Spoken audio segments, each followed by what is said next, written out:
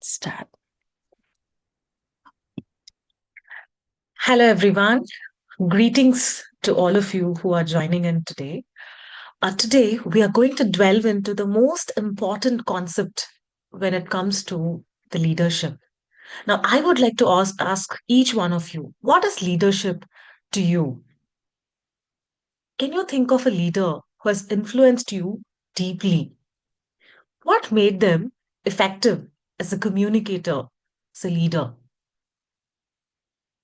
Now, when you dwell upon this, what a leadership expert, John C. Maxwell, has famously said is that leadership is influence, nothing more or nothing less. So that is leadership. And today we are going to talk about how to influence through your communication and leadership. Because according to the Harvard Business Review, influence is one of the top 10 competencies for the 21st century leaders. And having influence master is your superpower in the next century if you're going to aspire to become leaders or you are already leading in your respective domains. And here's the secret. Influence begins with effective communication, and leadership and communication are completely inseparable. Today, we are going to dive into what is influence and what are the signs behind influence. Because when we have to talk about influence, the first thing that we will have to understand is what is the cryptic behavior behind the thoughts and feelings of human beings. And then we step into the principles of persuasion. And then we look at how do we build it step by step as a leader. And I'm going to give you some examples to go with it. Right? So, without further ado, let's step in. Essentially, if you look at the organizational structures right now, it's all hierarchical, right? You report to a boss, and then there's a boss reporting to another one. So, if you look at how the organizations work, is typically all hierarchical. But how are we going to shape our organizations in future with Scrum, Agile principles coming in? We look at more flat organization. We don't look at the leadership inside the team. We have highly empowered, highly driven team who takes decisions in by itself, and the leaders come in to facilitate them. So what we are looking at is we are looking at more participative ways of handling leadership inside organization. So we are essentially shifting from hierarchical organizations to flat organizations. And guess what is important to be leading a pack of self driven people? It is influence that makes a lot of difference. So whether your goal is to inspire teams, lead change, or join the C suite, mastering communication is your pathway to developing influence. Now let's explore how do we leverage communication to elevate your leadership and build this transformative influence. Now before we step in, let's quickly look at the role in the influence. Influence isn't about commanding authority. If that would be working, we would be working in the age old way of hierarchical organizations. That is not working. What is right now working as leadership is the ability to connect as a leader to your team members inside your organization, as it is the core. And influence is your ability to shape perceptions, shape the decisions of their team members and their actions through meaningful communication. Leaders who excel in this area uh, understand every word, every tone, and every gesture carries weight. Now, let's break this down for you. Ants shape the behavior of the other ants by emitting a chemical. Human beings do so by facing each other, peering into each other's eyes, making some gestures, and making some strange noises. And this is called human to human communication. Now, human to human communication is one of the wonder of the human world, and we unconsciously do it every single day. Now, here's the point: if you can unconsciously do some wonder in the world, How about we do it consciously? How about we make intentions, set intentions to be communicating, and setting intentions is what we're going to look at in today's world. The sounds that we make, the words that we talk, the gestures that we are going to make truly has a power to connect with fellow human beings and empower them and inspire them.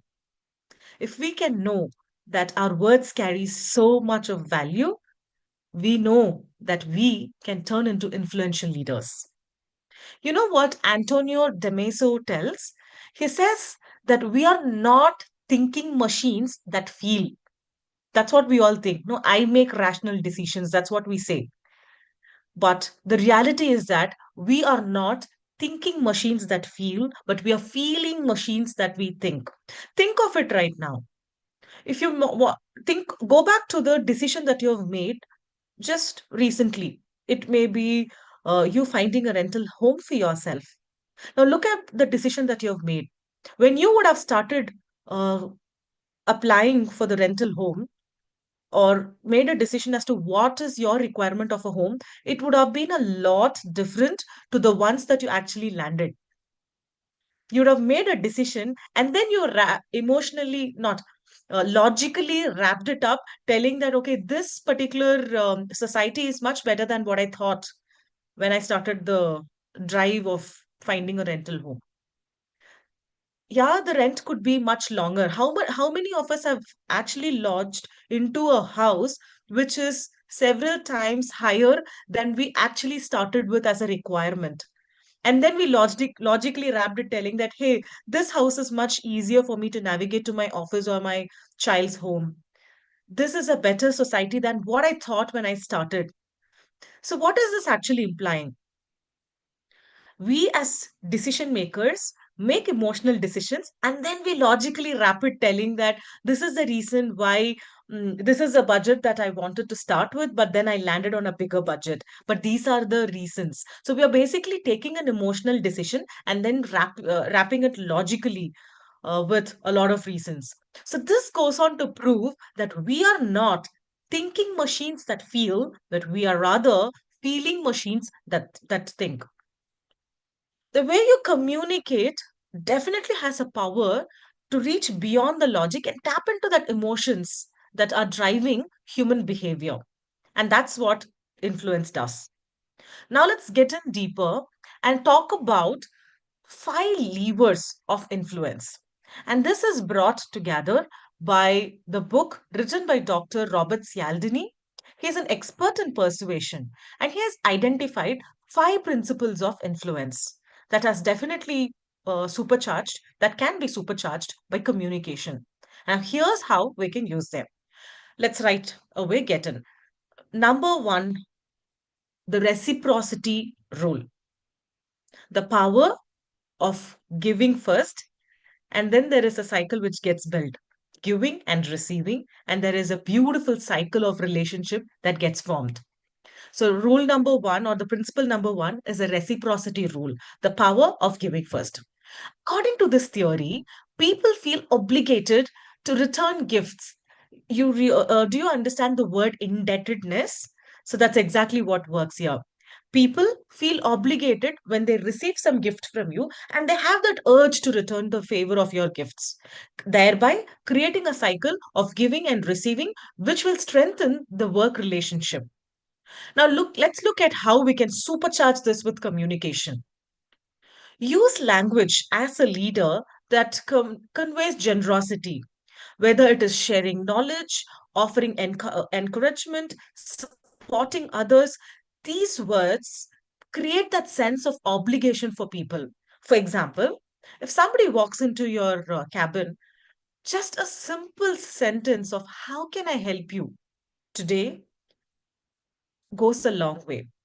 And this language definitely brings that sense of obligation in people.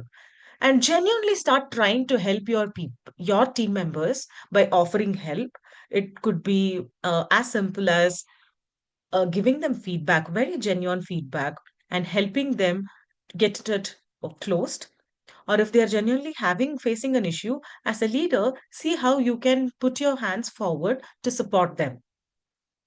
Doing these little acts of goodness as a leader will definitely go a long way in creating that relationship that you can nurture further with with your team members. So this is creating a cycle of you giving them their and then they giving it back to you, and then you build a strong relationship with your team over years. This builds goodwill and fosters collaboration. So the next time as a leader, you will be able to, you wanted to talk something and make a decision known to them, they'll be at a better place to accept it because you have generated goodwill. Let's move on to the second principle, the power of likability. As leaders, speak to connect and not just convey. According to this theory, people are more likely to say yes to someone they know, they like, and they trust. This goes on to emphasize the importance of building relationships. A legendary car salesman, his name is Mr. Joe, what he used to do is he used to send his clients a simple message, or during Christmas or New Year, he sends card which simply says only one message. The message says, I like you. And this goes on to build a strong relationship between Joe, the car salesman, and his clients. And he was able to close several car dealership. And later they found out that this was an effective tip that he was using. Now let's look at a communication tip to supercharge this particular principle so that you come across as a influential leader. Build trust through authenticity and empathy. Now, how can you do it? To first to actively listen to your team members when they talk and use phrases like I hear you, I understand how you feel.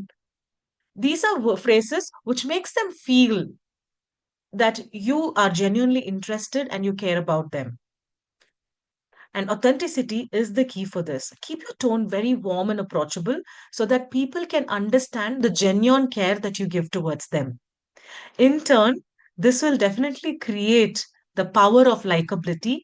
And let's remember, people say more yes to someone they know, they trust, and they like. I see hands raised by Ruchira. We will come back and take the questions towards the end. Thank you. Now let's move on to the third principle, the silent language of authority. Now, why do I call it silent language? Is authority does not mean going back to the authoritative leadership that we are talking, but authority here means speaking with power, speaking with expertise, and building that credibility for you as a leader. Now, what does this theory has to say for us? Individuals are more likely to follow leaders with recognized authority, titles, and credentials.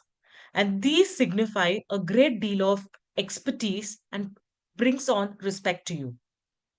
Now, authority right now, which I want to talk about, is not about the title that you hold, but it is the knowledge, the expertise that you hold in your respective fields. Now, let's talk about how you can use communication to charge this particular principle. Start using assertive language without being aggressive, of course. Assertive language to show your expertise in a particular field. Now, one quick tip that I would like to give all of you is that start replacing all the phrases that you use, like I think, I believe, based on my experience. These goes on to tell that you're just second guessing whatever you're telling. And that's not how we build expertise. We build expertise through assertive language and always back up whatever you say with data or examples. And that's where your true expertise stems. And you will be able to establish yourself as a credible leader, a leader who knows what they are talking and who walks the talk. So start replacing the phrases. like I think, I believe, and start using data's examples, statistics, and back up with your statements. Your communication style will definitely, on a longer go, establish yourself as a credible leader. And always remember that individuals follow leaders who has recognized authority, titles, and credentials. So come across as a powerful communicator and always back it up with data.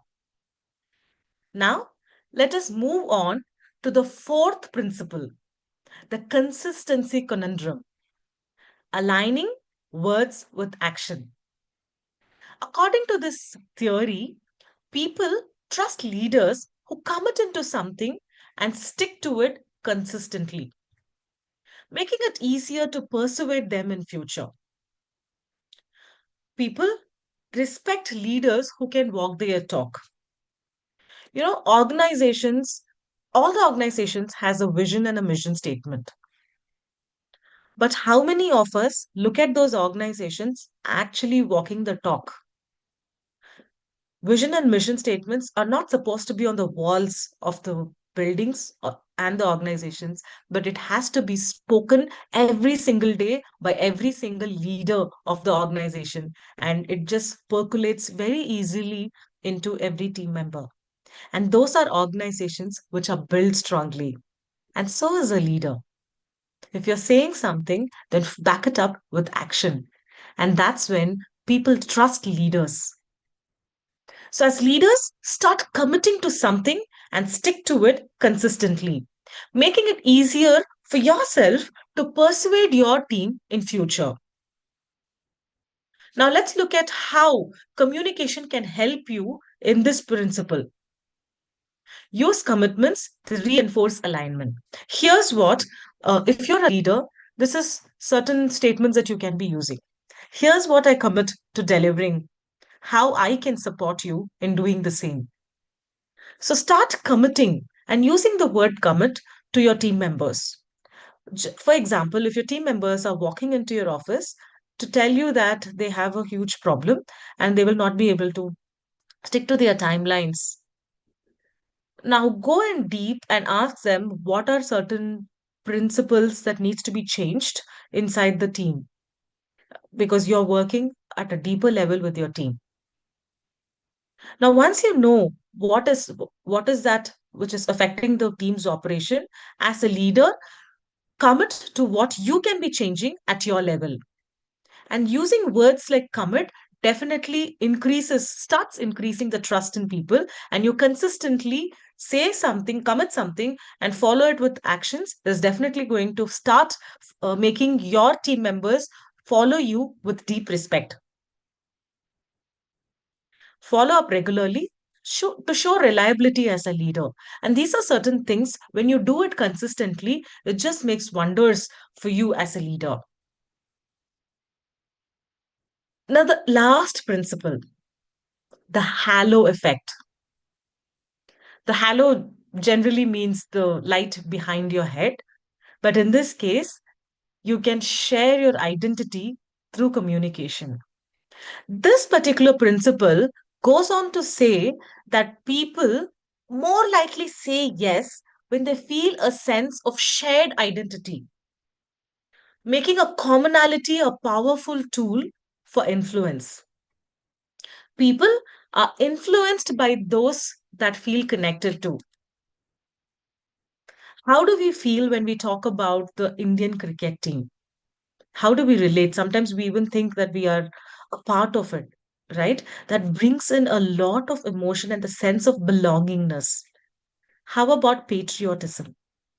How much we can stay together and stay true to the feeling and emotion to each of our nations. It was easy for Mahatma Gandhi to stand on the stage, and at a time, he can move so many people just by his words. And that was possible because he united the whole nation under one mission. And all of them resonated with the identity that was created back in those times. Mahatma Gandhi used to stand in one place, and all of them will be adhered to what he was telling. He comes across as a very influential person. Back then, we did not even have social media to be virtually talking like this. How did the words that carried in the papers and newspapers trigger movement across India? Very simply put, it was the commonality that people resonated with. And that's exactly what goes well with this halo effect, sharing identity. People say yes when you make them feel that they are part of a shared identity. So now how you as a leader in a corporate can use this? Create common goals and values and start using inclusive language like we together, we can. And every single time you address your team as a leader, remind them of the common goals that you're all combined with. Talk to them about the values that you as a leader bring towards the team and start using inclusive language as to what we as a team has to come together and achieve together. Create rituals or taglines or even symbol that strengthen them to create a team identity. Why not create recurring team check-ins or share success celebrations together? That's a great way of bringing people in and appreciating them and applauding them to what they have done. Do you know what Jeff Bezos, the founder of Amazon, does? He does regular check-ins with his team members. He brings in teams together and sort of has a informal gathering for people. And that is how he made people come together and share a common vision for each of them. And that made him popular as a leader. He also wrote very, consistently emails to everyone, talking back and front about the vision that he carried for the organization and how they operate as a team to achieve a common success. And that sort of brought people together, and you, as a leader, will be able to shape the perceptions and behavior of your team members quite easily. So, start working with your team members on all the five levels. And these are all very easy.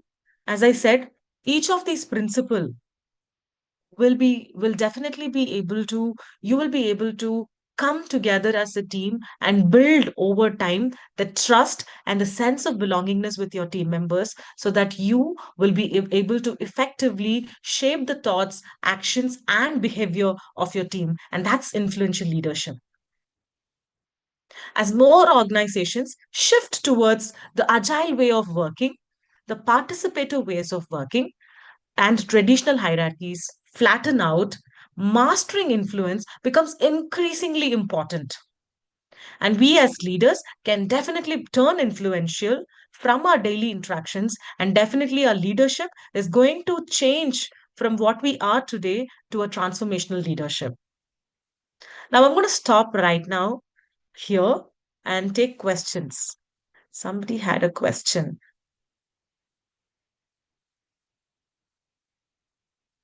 Are there questions?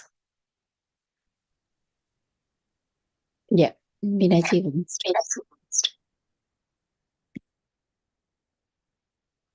Hello, Meena ji. Hello, hello. First of all, please accept New Year greetings and immense gratitude for today's session. What a beautiful session. Your voice itself was influencing us. Nowadays, when we see influencers, we only go for these people, the girls who are influencing about buying things and all. But what you said was so amazing.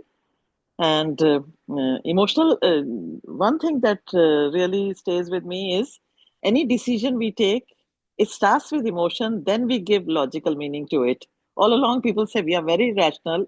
In my family also, they keep saying, I'm not emotional, I'm rational, I'm very logical, and very with confidence they say. But everything works around emotion, then you give logic to it, and then you convince yourself and then others. So that was my takeaway. So I wanted to compliment you. Thank you. Thank you very much. for your kind words. And yes, New Year greetings to you too.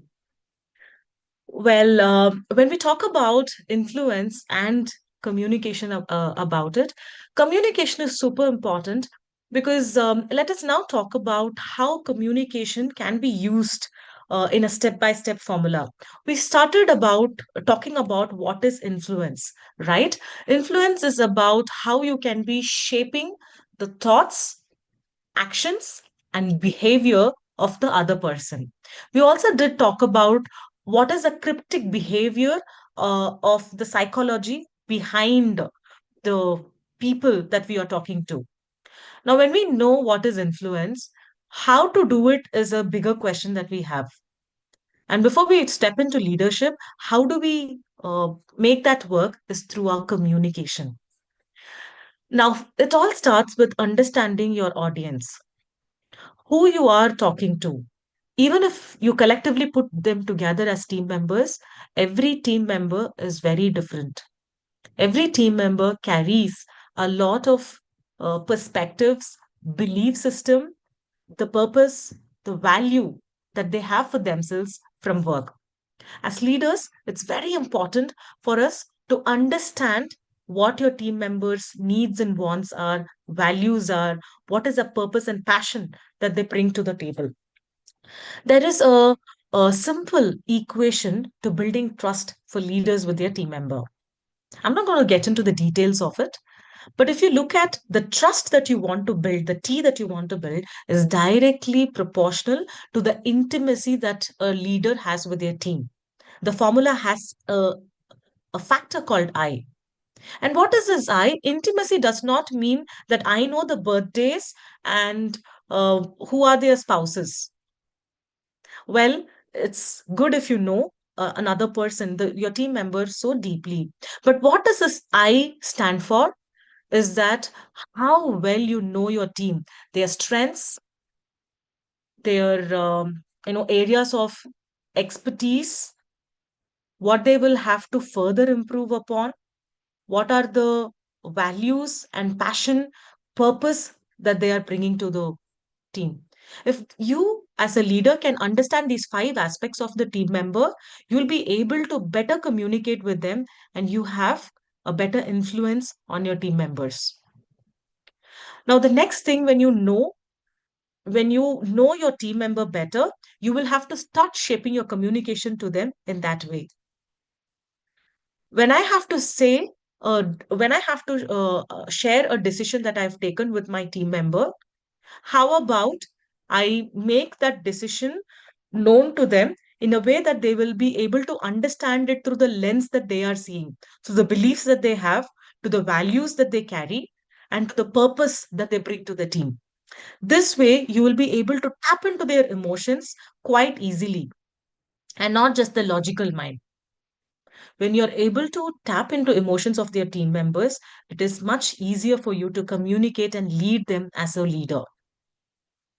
The next aspect of communication. Now we saw how you'd have to do it. The next aspect is what you will have to do.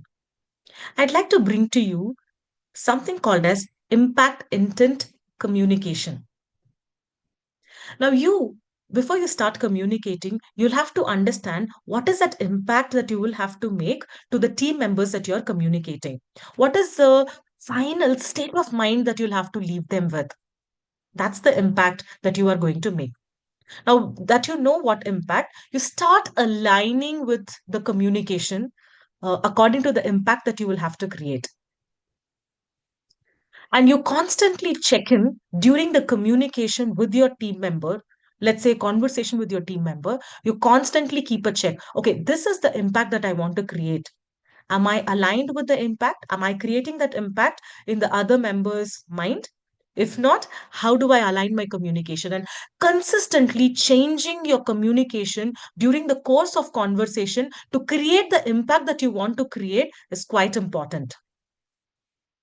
So, as leaders, before you step into any difficult conversation or a decision that you will have to make your team member know, always start with the impact that you want to create with the team member and consistently align your communication through the conversation.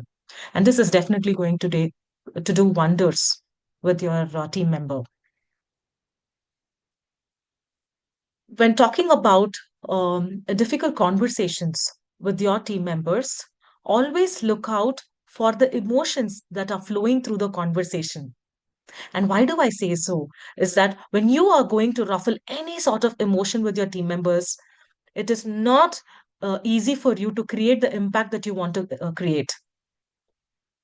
Because as I said, we are all not human beings that think.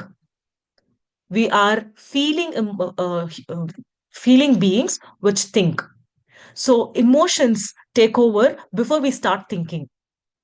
So when you have to convey an information as a leader to your team member, it's quite important that you are having stable emotions. If you see that emotions are ruffled by your team members, let's say they are feeling very anxious about what you're saying, you're delivering a bad news to the team member, always make them feel comfortable first and keep their emotions at a neutral level, because when the emotions are at the neutral level is when you'll be able to communicate what you want to communicate.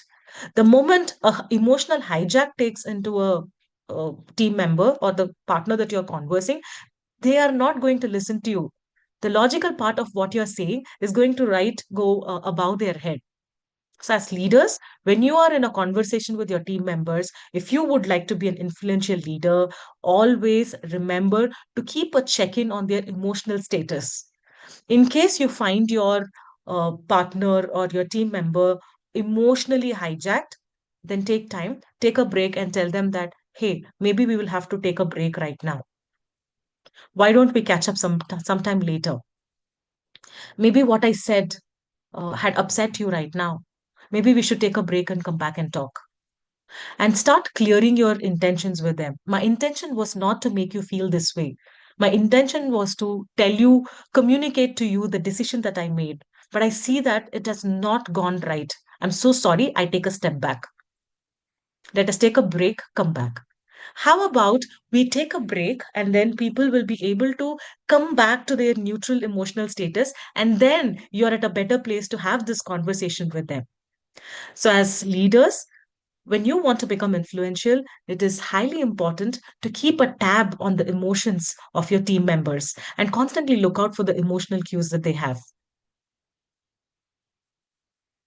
Another tip that I would like to give all of you when it comes to communicating with your team members is the power of because. Because goes a long way with your team members. And that's what makes you stand out as a leader from an autocratic leader to a transformational leadership. Let us imagine that you as a leader has taken a decision for your entire team members or an organization if you're in the C-suite. Going about and explaining clearly about your decision is important. While expressing your decision is important, so is important why you've made that decision. And that's what is going to make your team members aligned and get the buy in into your uh, decision that you're making. When you tell what is the decision that you have made, always come back with use because as a follow up, and tell them why you have made the decision that you've made, and make sure that this decision, the because that you are going to tell, aligns with the team goals or the vision of the organization. And this is going to strongly combine the decision and align the people to follow them effectively with the rest of the times to come. And these are certain ways where you can actually be connecting at a very authentic and a vulnerable level to your team members. And they are going to accept you when you consistently practice all that we have looked at today. Now, a quick review on all of that we spoke. We started from a very powerful leadership quote by the expert John C. Maxwell. He said, leadership is influence, nothing more or nothing less. And we also saw that human beings are not thinking machines that feel. We rather are feeling machines that we think. And every time we lead a set of human beings, let us always think that we are feeling machines that we think of. And let's quickly go back and look at what are the 5 principles that we have used to talk about influence today. The first rule is reciprocity rule. It generally talks about people feeling obligated to return gifts. So use the power of giving first. Second principle that we looked at is the power of likability. People say more yes to people, to someone they know, they like, and they trust. So start building that trust with people by telling them that I hear you, I understand you. The third principle that we saw is a silent language of authority. The authority here means your expertise, your credentials. So start backing up your statements with data and examples and come across as a very powerful leader. The fourth principle that we spoke today is the consistency conundrum. How you should be aligning your words into action, because people trust leaders who commit to something and who sticks about it consistently. The fifth principle that we saw today was the halo effect. How people say yes when they have that sense of shared identity or belongingness to each other. So start using inclusive language and create common goals for all of your team members to follow through. So in nutshell, we are all in hierarchical organization most likely right now, but what's future holding is that we are starting to follow a lot of agile principles, and we will all be working very soon in collaborative and shared working shared participative ways of working.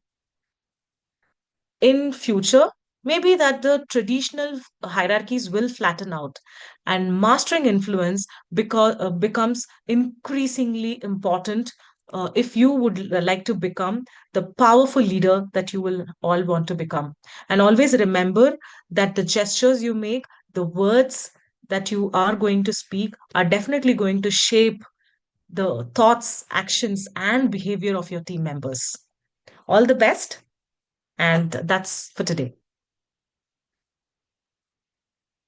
Thank you all for joining in. Thank you, Kavina. It was Thank really you. wonderful. Thank you, Shivana. Yeah, Rajbin wants to say something. Thank you, Kavina, for wonderful session. And Kavina, I just want to ask you, number one, when you're working in the team, there's always someone who will put you down. How to overcome that? I've overcome very well through hypnosis, laughter yoga, and I myself is a laughter yoga teacher, so I'm learning to let go. And um, when when your siblings come and shout in front of the helper helper, if it's not your problem, why do you know why do first of all, why do the siblings come and shout, so I'm having that confusion that number one, my team, the one I used to work for, Mhm. she got jealous of my my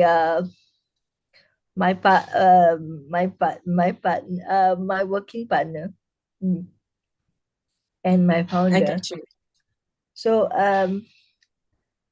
now I want to ask the number of my partner. She's not giving because she's close to my working partner, I and get you. I did and in and in pageantry I didn't invite her because she Mhm. was against my founder and my uh, working partner. So I no longer um, work for that organization. It's called IOC. So how do I overcome that in future? Absolutely. Rajvin, thank you for the question that's very close to your heart, looks like. Thanks for asking that question. Rajvin, what I see is that there is a lot of dynamics which is currently happening with your working relationship. First things, you And just also told. personal a lot of things which is not the siblings problem, they come and interfere. How do you overcome it on a group level or individual level?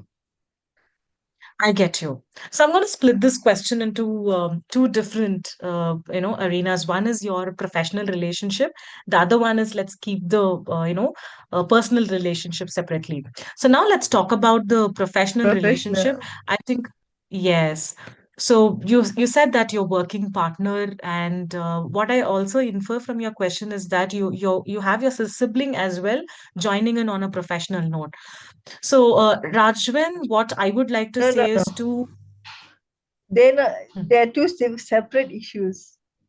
Okay, there's two separate. So that's making it very easy for us to solve.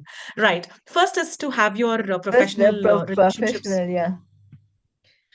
My Maybe I should just get the number, yeah. Maybe I just should get the number uh, of my ask my the one I was working for to ask the new number of my partner, working partner, yeah. So because Absolutely. yeah, That helps. But on a larger level, when we look at professional relationships not working, is to actually setting boundaries with them and telling them what is going to work for you, and what are the terms that you will be working, sharing the working relationship with them. Second thing is, I always would love to tell that communication just goes a long way in straightening the troubled relationship that we have, be it professional or personal. So that way, sitting with them and talking to them, understand what is that emotional decisions that they are making, and what is that something that you will have to be aware of.